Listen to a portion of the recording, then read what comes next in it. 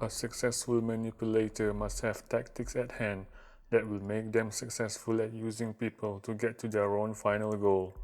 While there are several theories on what makes a successful manipulator, we will take a look at the 3 requirements that have been set out by Dr. George Simon, a successful psychology author who specializes in dealing with manipulative people. According to Dr. Simon, the manipulator must be able to conceal their aggressive behaviors and intentions from the subject. They also must be able to determine the vulnerabilities of their targets or victims in order to determine which tactics will be the most effective in reaching their goals.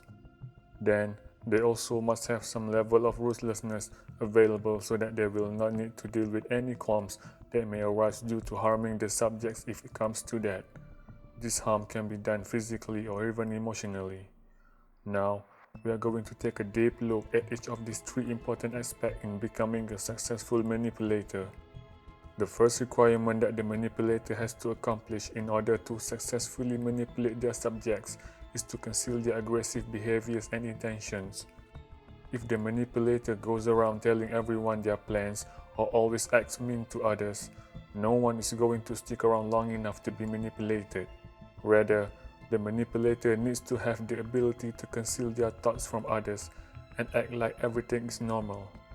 Often, those who are being manipulated will not realize it, at least not in the beginning. The manipulator will be sweet, act like their best friend, and perhaps help them out with some issue or another. By the time the subject is aware of the issue, the manipulator has enough information on them to coerce the subject into continuing on.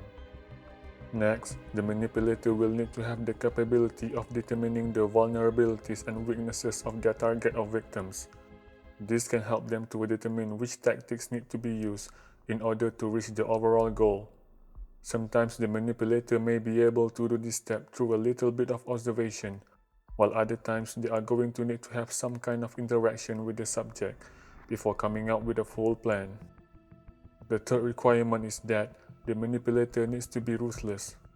It is not going to go well if the manipulator puts in all their work and then worries about how the subject is going to fare in the end.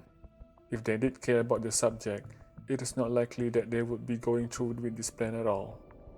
The manipulator is not going to care about the subject at all and does not really care if any harm, either physical or emotional, befalls the subject as long as the overall goal is met.